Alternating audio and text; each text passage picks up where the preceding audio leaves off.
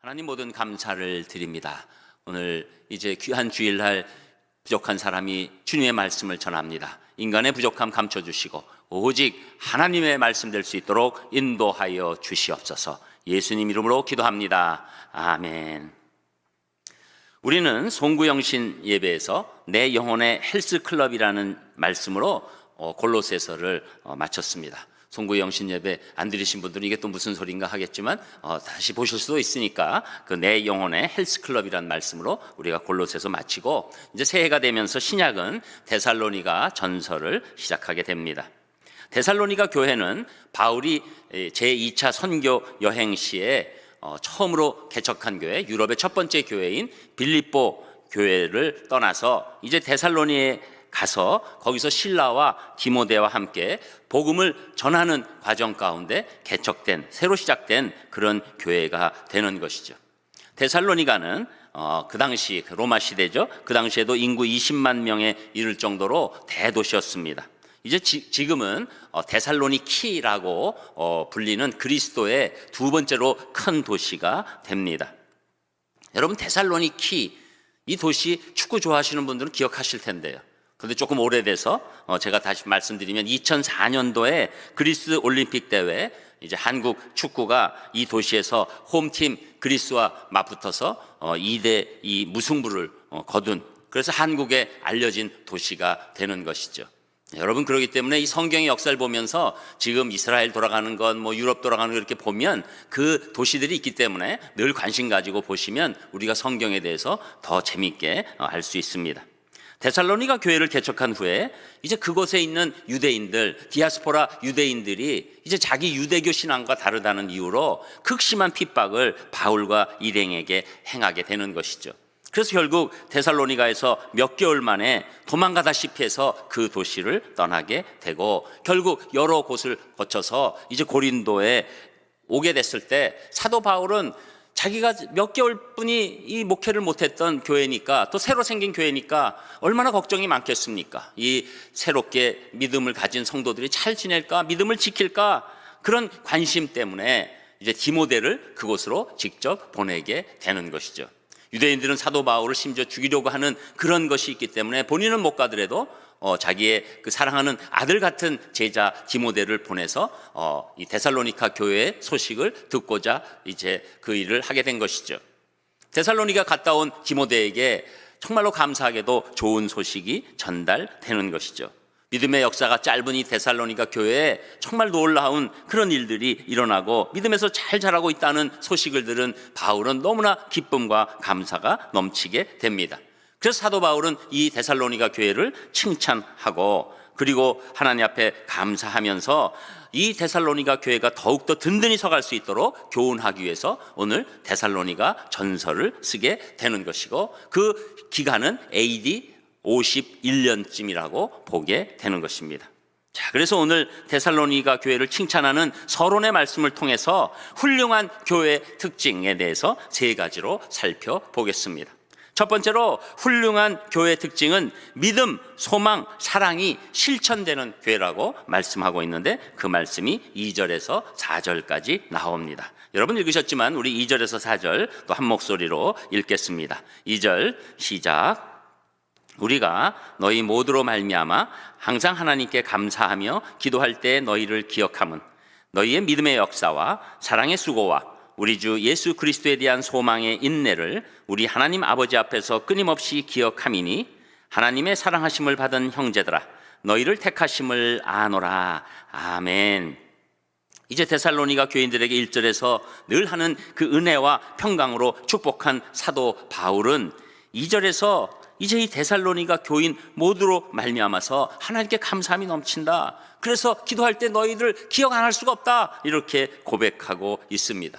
그러면서 3절에 이어서 너희의 믿음의 역사와 사랑의 수고와 우리 주 예수 그리스도에 대한 소망의 인내를 하나님 안에서 내 기억한다라고 칭찬하고 있는 것이죠. 여러분, 오늘 보면 믿음, 사랑, 소망이 나오는데 거기에 보면 그 뒤에 있는 단어들이 다 붙어 있는 것입니다. 믿음의 역사, 사랑의 수고, 소망의 인내, 이 세 가지가 나오게 되는 것이죠. 우리가 잘 아는 믿음, 사랑, 소망의 역사와 수고와 인내가 추가되면서 이 세 가지의 중요한 덕목의 실천이 들어갔다고 지금 먼저 격려하고 있는 것입니다. 첫 번째로 믿음의 역사를 언급하는 겁니다. 데살로니가 성도들은 형식적으로만 믿음의 삶을 살지 않고 실천하는 믿음 가운데 있었던 것이죠. 여러분, 우리가 흔히 믿음이라고 얘기하면 구원받는 믿음이 있고 구원받은 후에 믿음이 있습니다. 여러분, 구원받는 믿음이라는 것은 우리가 마음 가운데서 예수 그리스도의 십자가를 나의 사건으로 인정하고 온전히 받아들여서 예수님이 구주가 됨을 믿게 됐을 때, 그때 그것을 우리가 구원 얻는 믿음이라고 얘기하는 것이죠. 이것은 행위가 있는 것이 아닙니다. 오직 믿음으로 말미암아 놀랍게 받았을 때 우리가 하나님의 자녀가 되는 권세가 임하는 믿음이죠. 그러나 예수 그리스도를 이렇게 구원받는 믿음으로 우리가 믿고 난 후에는, 그 다음에는 믿음의 역사가 필요한 것입니다. 어떤 분은 이 구원받는 믿음 위에 믿음의 역사가 없는 분이 있어요. 믿음의 역사가 무엇입니까? 믿음을 발휘할 때 하나님이 주신 놀라운 역사입니다. 큰 일이라는 것이죠. 히스토리라는 것이 아니라 엄청난 일이 우리 인생에 열리게 된다는 것입니다. 여러분, 하나님의 자녀로서 이제 믿음을 발휘하기 시작하면 그 믿음의 발휘를 보시고 하나님이 기뻐하시면서 놀라운 일들을 우리 인생에서 구체적으로 일으켜 주신다는 것이죠. 여러분, 요사이 지금 우리 고3 학생, 재수생들, 또 시험 보는 분들이 사실은 이 믿음의 역사를 체험할 수 있는 놀라운 기회가 되는 것이죠. 세상에서 요구하는 것을 뛰어넘어서 믿음을 발휘하면서 내가 거기에 대해서 한 걸음 한 걸음 나갈 때 하나님께서 일으키시는 그 놀라운 일들을 체험하는 것입니다. 여러분, 믿음이라는 것은 그냥 보통 이 세상이 흘러가는 대로 가는 것을 얘기하는 게 아닙니다. 하나님 때문에 내가 다른 어떤 믿음을 갖고 꾸준히 나갈 때 일으켜 주시는 큰 일이라고 말씀하는 것이죠. 그때 하나님께서 이제 그 믿음의 역사를 일으켜 주셨을 때 이것이 바로 움직이는 신앙이 되는 것입니다. 실천하는 신앙이 되는 것이죠. 데살로니가 교인들도 그 구원 얻는 믿음뿐만 아니라 그 어려운 핍박 가운데서도 하나님 말씀대로 그들이 행했을 때 곳곳에서 역사가 일어나는 것을 체험했다는 것이죠. 그래서 여러분, 우리가 믿음 가운데서 이 믿음의 역사라는 것이 굉장히 중요한 것입니다. 그리고 두 번째로는 사랑의 수고를 언급하게 되는 것이죠. 여러분, 흔히 우리 사랑이라고 하면 감정적인 것으로 많이 생각합니다. 그래서 사랑하면 내 감정을 바라보기 쉬운 것이죠. 그런데 오늘 말씀 보니까 사랑의 수고라고 말씀하는 겁니다. 이 수고의 원어적 뜻은 노동이라는 것이죠. 뭔가 이제 아주 힘들여서 하는 행동이라고 말씀하고 있는 것입니다. 진정으로 사랑하게 되면 거기에는 수고와 노동이 기쁨으로 따르는 겁니다. 여러분, 사랑하면 기쁨으로 움직이는 거예요. 그런데 그 사랑이 추상적으로 끝나고 그리고 말로만 끝나면 그것은 진정한 사랑이라고 할 수 없는 것이죠. 여러분, 왜 어머니의 사랑이 그렇게 소중합니까? 어머니가 말로만 사랑하나요? 그렇지 않죠. 어머니의 사랑은 기저귀를 갈고 밤을 자지 못하고 우리 자녀들이 어려운 일 있으면 견디지 못하는 그 마음 가운데서 이렇게 기도하고 또 도시락을 싸고 또 그 자녀보다 더 아파하고 또 밤새 기다려주는 그런 엄청난 그 사랑과 수고가 있는 것이죠. 여러분, 요사이 청년들이 이렇게 보면 이벤트가 많잖아요. 그래서 이벤트를 저는 보면 참 수고로운 일을 많이 한다 그래요. 자동차에다 이상한 거 집어넣었다가 트렁크에 여니까 막 올라오고 뭘 어쩌고 엄청난 일들을 해요. 심지어 어떤 사람은 유람선을 그 몇 달치 월급을 모아가지고 빌려가지고 이상한 일을 하고. 그래서 제가 볼 때는 참 왜 저러지. 그런데 그 수고 하나도 안 힘들어요. 안 힘들어 이러면 안 되지. 저는 경험이 없으니까. 하나도 안 힘들대요. 여러분, 우리가 볼 때는 저렇게 수고. 사랑이 있으니까 수고가 안 힘든 거예요. 그런데 그 다음에는 어떻게 됩니까? 결혼하고 이제 몇 년씩 지나고 10년 지나고 20년 지나니까 그냥 아주 냉랭하지요. 여러분, 진정한 사랑은 수고를 기쁨으로 아는 거예요.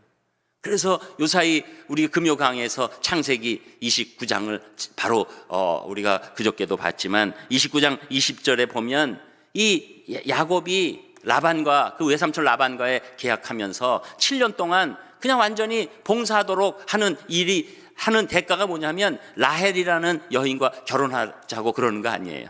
그랬을 때 야곱은 하나도 안 힘들었어요. 그래서 창세기 29장 20절 보면 야곱이 라헬을 위하여 7년 동안 라반을 섬겼으나 그를 사랑하는 까닭에 7년을 며칠같이 여겼더라. 여러분, 사랑하면 그 7년이 그냥 며칠같이 느껴져요.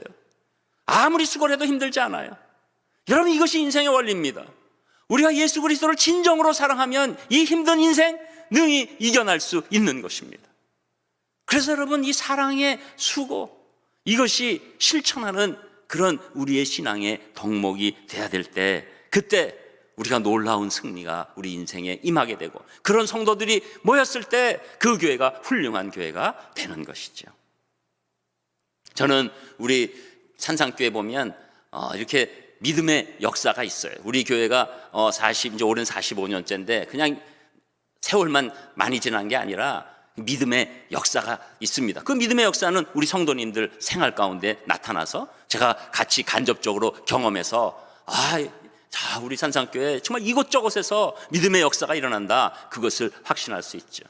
또 우리가 지금은 모이지 못하니까 사랑의 수고를 못해도 우리 교회 사랑의 수고가 있어서 곳곳이 전부 다 산상교회 자발적으로 기쁨으로 수고를 하시는 분들이 모여 있는 것입니다. 저는 코로나가 끝나고 우리가 다시 만났을 때 이제 이 믿음의 역사, 사랑의 수고가 우리 산상교회 넘쳐나기를 주님의 이름으로 축복합니다. 그리고 이 두 가지 덕목에 더해서 소망의 인내라는 단어가 나오는 거죠. 한결같은 소망, 그리고 끊임없이 그 소망이 인내까지 연결돼서 그 소망이 꺾이지 않는다는 거예요. 어떤 환란이 오고 사방에 우겨쌈이 있어도 소망을 꽉 붙잡고 있으니까, 그 소망은 어디서부터 오는 소망이라고 말씀하죠? 예수 그리스도로부터 오는 소망, 주 예수 그리스도에 대한 소망이 우리에게 인내를 준다고 말씀하는 것입니다. 그래서 이 인내는 결국은 용기 있는 그리스도인들을 만들어내는 것이죠. 여러분, 사실 이 코로나 기간은 바로 이 소망의 인내를 시험하는 기간입니다. 우리가 만나지도 못하고, 그러니까 언뜻 어떤 분들은 이러다가 교회들 다 무너지는 거 아니야? 저는 절대 그렇지 않다고 생각합니다. 우리가 예수 그리스도 안에서 온전한 신앙이 있다면 이 기간이 소망의 인내로 바뀌게 될 줄 믿습니다. 저희 산상교회는 이 코로나 기간에 아주 선제적인 지금 그 예방 조치를 취하고 있죠. 그래서 어떤 교회보다도 온라인이 많고, 될 수 있으면 안 모이고 그런 쪽으로 가고 있지만 저는 두려워하지 않습니다. 왜냐하면 우리 사랑하는 산상교회 성도님들에게 소망이 깊은 줄 믿기 때문입니다. 그래서 이 시간에 인내로 잘 견디시다가 코로나가 끝나면 놀랍게 모여서 하나님의 이 아름다움을 우리가 실천하고 승리하게 될 줄 믿습니다. 그래서 여러분, 기독교의 핵심적인 신앙 덕목 3가지, 당연히 믿음, 소망, 사랑이죠. 그런데 이것이 실천하면서 열매로 나타나야 된다고 오늘 말씀하는 겁니다. 믿음, 소망, 사랑이 잘못하면 추상적으로 끝납니다. 그러나 우리가 실천하면서 열매로 나타날 때 사도 바울은 4절에 뭐라고 말씀합니까? 하나님의 사랑하심을 받은 형제들아, 너희를 택하심을 아노라, 이렇게 말씀하시는 거예요. 택하신 증거가 바로 믿음, 소망, 사랑의 실천에 있다는 것이죠. 사도 바울은 이 데살로니가 교인을 바라보면서 너희들 택하신 거에 관한 나는 확신이 있다. 그 이유는 너희들이 믿음, 소망, 사랑을 실천하기 때문이다, 이렇게 말씀하는 거죠. 저는 우리 사랑하는 산상교회와 우리 성도님들이 믿음의 역사와 사랑의 수고와 소망의 인내가 넘쳐나기를 주님의 이름으로 축복합니다. 그리고 두 번째로, 훌륭한 교회의 특징은 기쁨으로 말씀을 받아서 본이 되는 교회라고 말씀하고 있는데, 그 말씀이 5절에서 8절까지 나옵니다. 우리 조금 길지만 이 말씀도 같이 읽겠습니다. 5절 시작. 이는 우리 복음이 너희에게 말로만 이른 것이 아니라 또한 능력과 성령과 큰 확신으로 된 것임이라. 우리가 너희 가운데서 너희를 위하여 어떤 사람이 된 것은 너희가 아는 바와 같으니라. 또 너희는 많은 환난 가운데서 성령의 기쁨으로 말씀을 받아 우리와 주를 본받은 자가 되었으니 그러므로 너희가 마게도냐와 아가야에 있는 모든 믿는 자의 본이 되었느니라. 주의 말씀이 너희에게로부터 마게도냐와 아가야에만 들릴 뿐 아니라 하나님을 향하는 너희 믿음의 소문이 각처에 퍼졌으므로 우리는 아무 말도 할 것이 없노라. 아멘. 먼저 5절에 보니까 이 사도 바울이 전한 복음, 그것이 너희한테 말로만 간 것이 아니다. 이 능력과 성령님의 큰 확신으로 너희들에게 다가온 것이다라고 말씀하는 거죠. 여러분, 예수 그리스도가 우리의 주님이시라는 이 놀라운 복음은 절대로 사람 말만 가지고 되지 않습니다. 여러분, 사람 말만 가지고 됐으면 지금 온 세계 사람들이 다 믿었게요? 그렇지 않습니다. 이 복음은 하나님의 능력이 임하고 성령님의 놀라운 역사로 확신이 와야 믿게 되는 것이죠. 그래서 이제 이 데살로니가 교인들이 생각할 때 바울은 어떤 사람이 된 것, 이건 특별한 사람으로 여겨준다는 거예요. 왜 그러냐면 복음을 전해줬기 때문에. 여러분, 우리가 지금 과거에 있는 우리 조선 땅에 온 선교사님들을 그 자기 지역에서는 특별한 사람으로 안 여깁니다. 그런데 우리 한국에서 특별히 여겨서 그분들을 취재하고 그분들을 높이죠. 왜 그렇습니까? 그분들이 복음을 전해 주셨기 때문에, 그리고 성령님의 역사가 일어나서 우리가 믿기 때문에 그들을 어떤 사람, 귀한 사람으로 여기게 되는 것을 너희가 아는 바라라고 먼저 5절에 얘기하고, 6절에 보니까 또 중요한 얘기, 너희는 많은 환난 가운데서 어려움이 있는데도 불구하고 하나님 앞에 나와서 성령의 기쁨으로 말씀을 받았다, 이렇게 말씀하고 있는 것이죠. 이들이 성령이 주신 기쁨으로 말씀을 받았다는 겁니다. 여러분, 교회라는 공동체가 다른 모든 세속적 공동체와 구별되는 것은 하나님의 말씀에 대한 가치관입니다. 하나님의 말씀을 어떻게 바라보고 있느냐는 것이죠. 성경은 우리가 말씀으로 거듭나 그리스도인이 된다고 가르치고 있고, 또 우리는 말씀에 의해서 영적으로 자라난다고 말씀하고 있어서 성경은 말씀이 영적인 양식이라고 늘 강조하고 있는 것이죠. 그리고 성숙한 그리스도인들이 세상을 향해 선포하는 것도 바로 이 말씀입니다. 그래서 우리가 모일 때마다 하나님의 말씀을 나누는 것, 이것은 그 말씀을 받아야만 우리가 놀라운 삶을 살기 때문에 그렇게 말씀하고 있는 것이죠. 여러분, 똑같은 말씀을 받는데 어떤 사람의 인생은 변하고 어떤 사람의 인생은 전혀 변하지가 않습니다. 왜 그럴까요? 말씀의 능력이 없어서일까요? 아니죠. 문제는 말씀을 받아들이는 그 마음의 태도가 문제라는 것이죠. 그것이 바로 예수님이 설명해 주시는 마태복음 13장의 씨 뿌리는 비유 아니겠습니까? 거기에 4개의 밭이 있지요. 씨는 말씀입니다. 그리고 이 밭은 마음밭을 얘기하는 것이죠. 그 마음밭이 길가도 있고 돌짝밭도 있고 가시밭도 있고 좋은 땅이 있습니다. 데살로니가 교회가 훌륭한 교회가 된 것은 데살로니가 이 교회 성도들의 마음이 좋은 땅, 옥토였던 것입니다. 그것이 짧은 시간 안에 좋은 결실을 얻게 된 결정적인 이유가 된 것입니다. 여러분, 훌륭한 교회는 성도들이 말씀을 기쁨으로 받는 교회입니다. 여러분, 우리 산상교회는 그냥 조용히 이렇게 가는 것 같아도 우리 산상교회만큼 말씀을 기쁨으로 받는 교회가 없다고 저는 믿습니다. 지금은 같이 모여서 제가 이렇게 얼마나 기뻐하시는지 모르지만 모였을 때 이렇게 보면 제가 늘 말씀드리잖아요. 여기 앉아있으면 다 보인다고. 그래서 간혹 가다가 별로 조는 분도 없지만 제가 간혹 가다가 몇 분 조는 분들이 계실 때 지금 졸도하셨지만 저는 그냥 그거를 다 의미 있게 받아들입니다. 지금 하나님 은혜 가운데 쉬고 계신 걸로 너무 피곤해서. 그러나 일반적으로 우리가 너무나 말씀을 기쁨으로 받는 것을 우리가 느끼게 되는 것이죠. 그래서 벌써 말씀을 받고 우리가 지하에서 우리 식당에서 식사를 하는 모습을 보면 정말로 천국의 모습이 따로 없는 거죠. 영의 양식을 먹고 육의 양식을 같이 나눌 때 온 기쁨은 그 얼굴이 어떤 상황의 얼굴보다도 놀라운 정말 하나님 은혜 가운데 있는 것을 보게 되는 것입니다. 이 데살로니가 교회가 그랬다는 거예요. 말씀을 막 기쁨으로 받고 그 하나하나가 그냥 너무 기쁜 거예요. 여러분, 예수님 처음 믿고 그 말씀이 달다는 것을 느끼시는 거 아시잖아요. 막 그냥 너무너무 달아서 시편에서 꿀송이보다 더 달다고 얘기하는 것.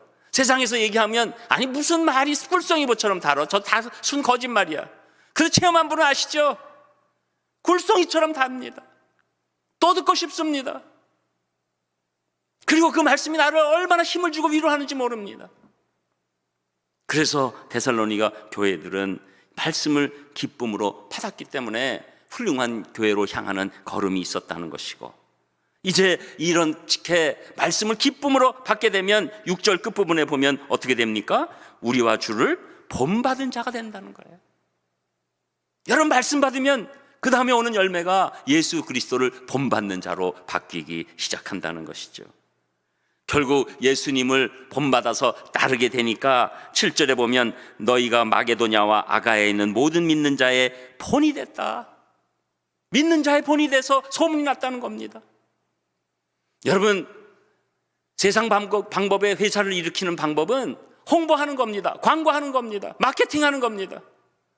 그런데 여러분, 교회가 소문나는 것은 예수 그리스도를 기쁨으로 그 말씀을 받고 본받게 될 때, 그때 소문나게 되는 것이죠. 그래서 여러분, 교회는 홍보에 의존하는 게 아니에요. 마케팅에 의존하는 게 아니에요. 말씀을 기쁨으로 받고 예수님의 본을 따라가기 시작할 때, 그때 사람들이 눈치채서 그 교회로 오는 놀라운 선순환이 일어나게 되는 것이죠. 여러분, 우리가 훌륭한 교회가 되는 것은 정말 말씀을 기쁨으로 받아서 나도 예수님처럼 살아야지. 여러분, 세상에서 예수님처럼 살려고 그러면 그거 다 손해보는 거야, 그거 다 뺏기는 거야, 다 경쟁에서 지는 거야, 이렇게 얘기하죠. 그러나 말씀이 기쁨으로 받으면 예수님의 본을 따르는 것이 기쁨으로 바뀌게 되고, 여러분, 우리가 잘 아는 큰 바위의 그 사람의 얼굴처럼 바뀌는 것처럼 우리가 달라지는 인생이 되는 것이죠. 그러면서 더 나아가서 이제 이 8절 가운데서 이것이 마게도냐 아가야뿐만 아니라 지금 이제 그리스 땅이죠. 그리스 땅만 끝나는 것이 아니라 더 나아가서 뭐 소아시아 뭐 다른 여러 지역까지도 막 퍼져나가는 놀라운 역사가 일어나게 되면서 결국은 놀라운 모범이 되고 결국 강력한 구원의 방주가 되고 말았다는 것입니다. 여러분, 우리 산상교회가 기쁨으로 말씀을 받아서 마지막 때에 진정한 본이 되는 귀한 교회가 되기를 주님의 이름으로 축복합니다. 그리고 끝으로 세 번째 훌륭한 교회의 특징은 우상을 버리고 다시 오실 예수님을 기다리는 교회라고 말씀하고 있는데, 그 말씀이 9절 10절에 나오는 것이죠. 우리 9절 10절도 한 목소리로 같이 읽습니다. 9절 시작. 그들이 우리에 대하여 스스로 말하기를 우리가 어떻게 너희 가운데에 들어갔는지와 너희가 어떻게 우상을 버리고 하나님께로 돌아와서 살아계시고 참되신 하나님을 섬기는지와 또 죽은 자들 가운데서 다시 살리신 그의 아들이 하늘로부터 강림하실 것을 너희가 어떻게 기다리는지를 말하니 이는 장래의 노하심에서 우리를 건지시는 예수시니라. 아멘. 이제 데살로니가 교회가 소문이 나고 모범이 된 교회가 된 것은 위에서 말씀드린 내용이 있지만, 또 사람들에게 결정적인 영향을 준 것은 이들이 예수님 믿자마자 우상을 버리는 것입니다. 그래서 9절에 보면 어떻게 너희 가운데 들어갔는지와 너희가 어떻게 우상을 버리고 하나님께로 돌아왔는지를 내가 안다, 그 말씀하고 있는 것이죠. 여러분, 그 당시 로마에 있는 모든 도시들, 특별히 뭐 여기에 있는 에베소, 무슨 뭐 여기 있는 데살로니가, 뭐 빌립보, 다 우상이 너무 큰 도시죠. 그냥 큰 우상을 섬기는 신전도 있지만 그 우상 자체를 갖고 다니는 사람들이 너무나 많았던 겁니다. 그래서 우상을 조그맣게 만들어서 파는 사람들 때문에 사도 바울이 큰 고통 당한 것 아닙니까? 왜냐하면 더 이상 우상을 팔 수 없다고 생각하니까. 그리고 우상을 버리고 하나님께로 돌아왔다. 여기서 돌아왔다는 그 단어가 중요한 단어예요. 단호하게 버리고 하나님께로 방향을 바꿨다. 완전히 유턴했다. 이것을 말씀하는 거죠.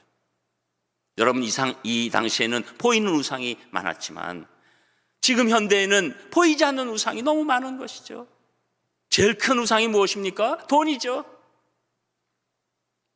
돈 때문에 하나님이 우선순위에 가지 못하고 또 그래서 하나님보다 더 중요시 여기는 것들을 돈을 필두로 해서 우리가 보이지 않는 우상이라고 얘기하는 것이죠.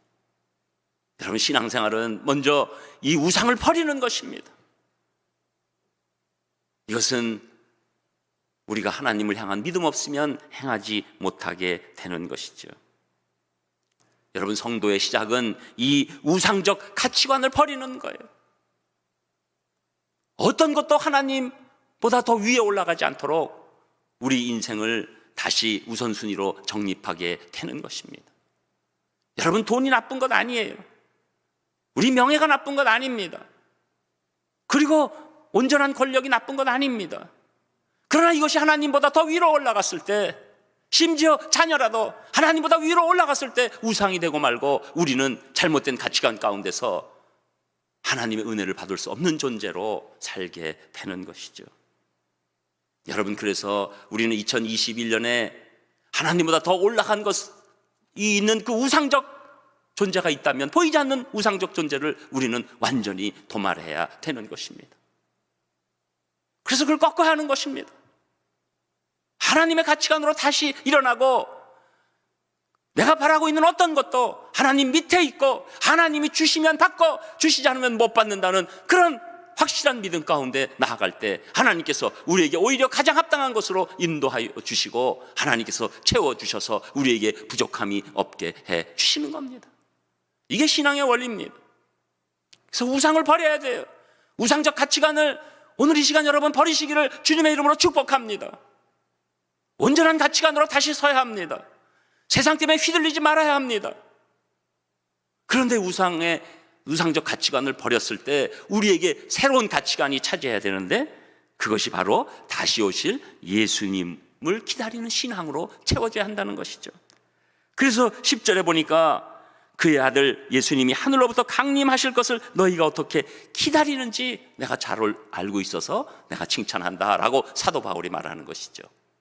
여러분, 우상적 가치관을 물리치고 예수님을 향한 재림신앙, 다시 오실 예수님을 기대하는 그런 종말론적인 아름다운 신앙 때문에 승리하게 된 것이죠.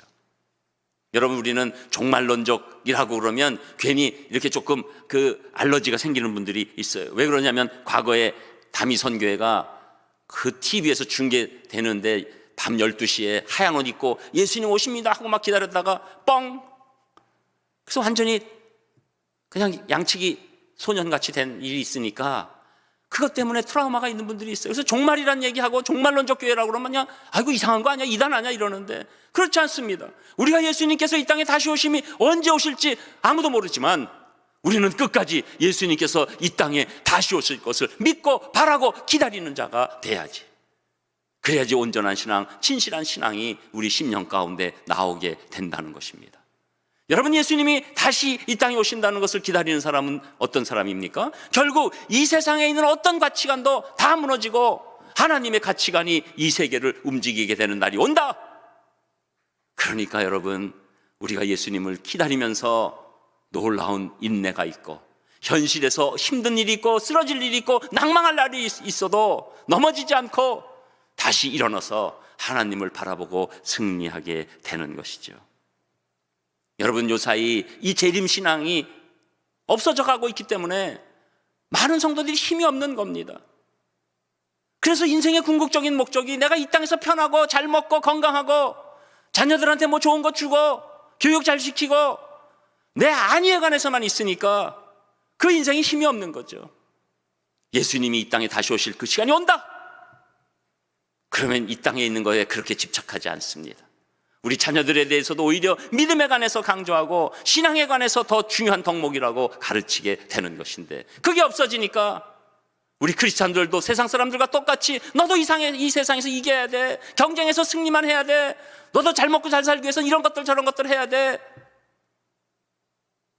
이렇게 가르치고, 그러니 결국은 힘이 있는 것이 아니라 힘 다 빠져서 객관적으로 보면 괜찮은데도 불구하고 가장 불행한 인생처럼 착각하고 힘없는 인생을 살아가게 되는 것이죠. 그러나 예수 그리스도께서 분명히 다시 오신다. 나도 영원한 영으로만 둥둥 있는 것이 아니라 완전한 부활의 몸을 입을 수 있는 존재가 될 것이다라는 확신을 갖고 있으면, 심지어 내 건강이 최악의 상황이 돼도 아주 끝났다고 생각하지 않고 오히려 놀라운 소망 가운데 그 시간조차도 아름답게 이겨낼 수 있게 되고 죽음까지도 이겨내는 놀라운 신앙인으로 살게 되는 줄 믿습니다. 저는 우리 산상의 성도님들이 이 2021년에는 그 우상적 세계관을 다 버리셔야 돼요. 그리고 다시 오실 예수님을 믿음으로 기다리는 귀한 산상 공동체 되시기를 주님의 이름으로 축복합니다. 영국 런던에 1800년대에 에드워드 모트라는 사람이 있었습니다. 그는 의지할 곳이라고는 아무 데도 없는 처지로 어렸을 때부터 가구 공장에 들어가서 직공으로 일을 했습니다. 그러다가 외로운 마음을 달래기 위해서 런던 거리를 이리저리 쏘다니다가 무심코 한 교회에 들어갔습니다. 마침 목사님이 설교를 하는데 그 말씀이 심령에 확 와닿으면서 예수님을 믿게 되고 변화하기 시작합니다. 그리고 그날부터 예수님이 자기와 함께 계신 것을 느끼면서 매일매일 소망 가운데 살게 됐습니다. 비록 가구 공장에서 힘든 일을 하고 있었지만 주님에 대한 소망이 있었기에 인내하면서 최선을 다하고 살아갔습니다.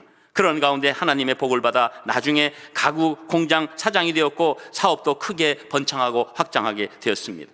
그는 날이 가면 갈수록 하나님이 베풀어 주신 이 영적 은혜 그리고 육적 은혜에 그 사랑에 너무 감사하면서 뜨거운 감격으로 1834년에 시를 짓게 되었는데 그 시가 바로 찬송가 488장에 실린 가사가 되는 것이죠.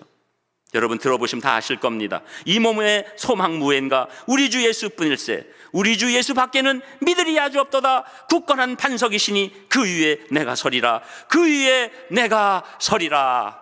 기도하겠습니다.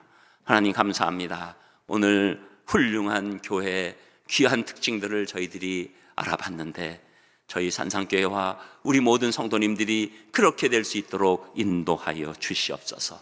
그래서 마지막 때 하나님이 기뻐하시는 우리 산상교회 되게 하여 주시고 끝내 이 믿음, 소망, 사랑의 열매를 주렁주렁 맺어서 하나님께 영광이 되는 교회와 우리 모든 공동체와 성도님들 될 수 있도록 함께하여 주시옵소서. 모든 것 감사드리며 예수님 이름으로 기도합니다. 아멘.